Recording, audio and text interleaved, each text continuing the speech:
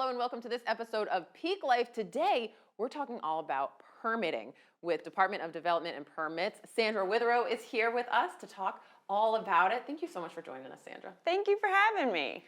So this is a common topic of conversation, permitting. How do I get a permit? What do I need? So let's dive into it. Let's make it easy for folks. So how do I know if I need a permit for work on my house?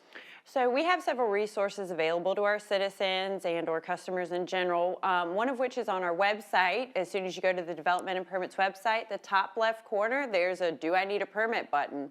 That will step you through some of the basic questions that you would need to answer in order to determine if the work does or doesn't require a permit. Right. At that same page, at the bottom, we have an actual downloadable PDF that's the Homeowner's Guide to Permits, and it has a more comprehensive list of exact projects that could be performed around the home and what kind of permits it requires and or plans that it may require. So our website offers that.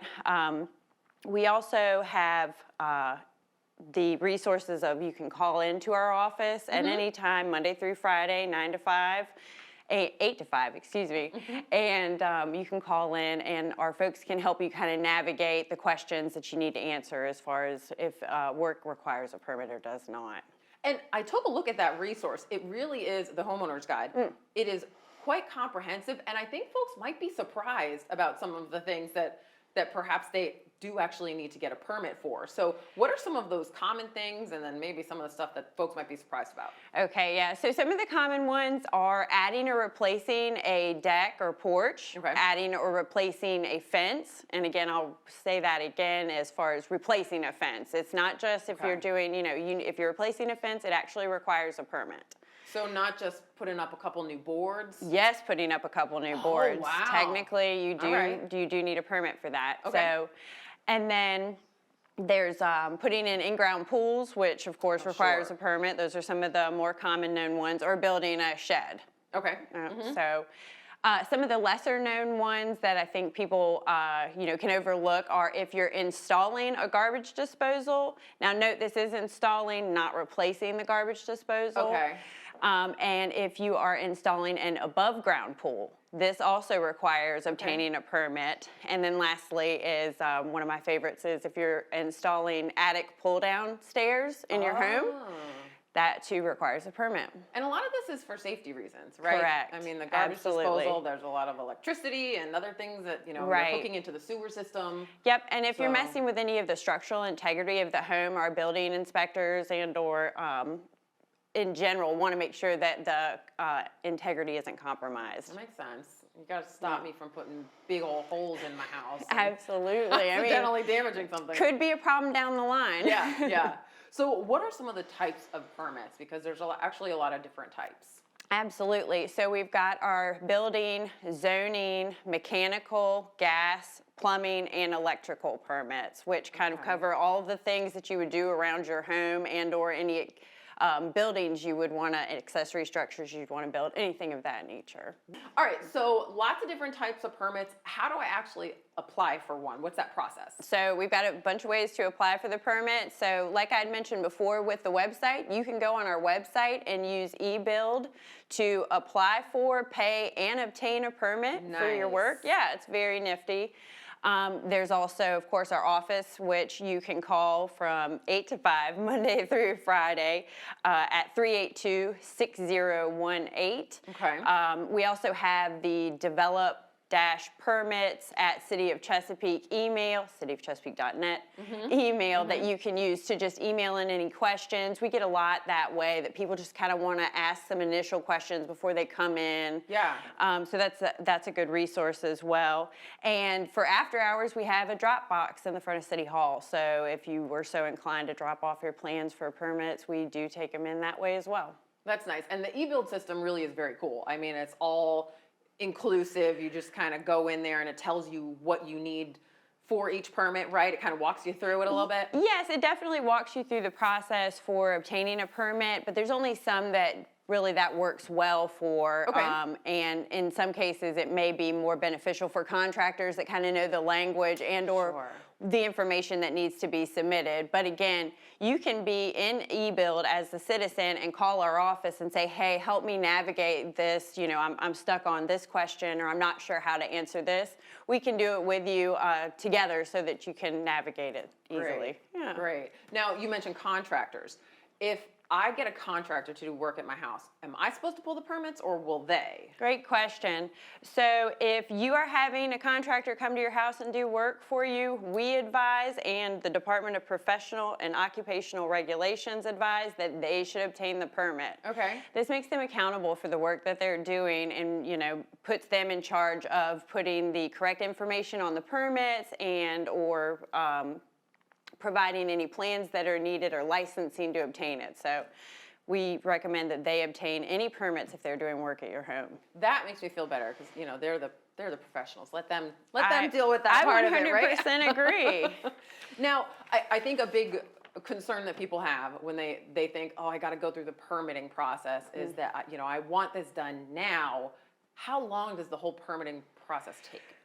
So it can depend, varying on which kind of permit you're trying to obtain. Okay. But what I'll say is one of the other things to take into consideration would be the scope of work for the permit. How big of a project are we talking here?